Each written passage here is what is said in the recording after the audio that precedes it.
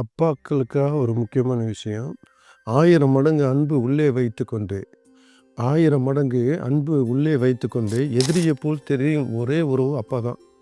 அந்த அப்பாவை பற்றி நம்மளுக்கு எப்போ தெரியுதுன்னு சொன்னால், நம்ம நம்ம அப்பாவா ஆகும்போது தான் தெரியும். ஏன்னா எத்தனையோ அப்பாக்கள் வெளியே சொல்ல முடியாமல் தன்னுடைய பிள்ளைகள் அவங்கள கவனிக்கிறே கிடையாது. எப்பவும் எதிரி போல நினச்சிக்கிட்டே இருந்துட்டு நமக்கு எல்லாமே அம்மா தான் செய்கிறான்னு நினைக்கிறாங்க.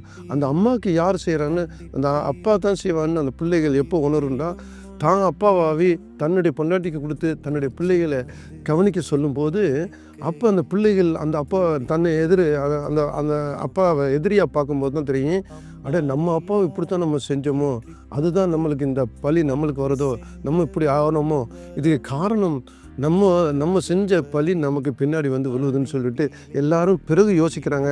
அதை முன்பே நீங்கள் யோசிச்சுக்கிறீங்க. இதுதான் நல்லது.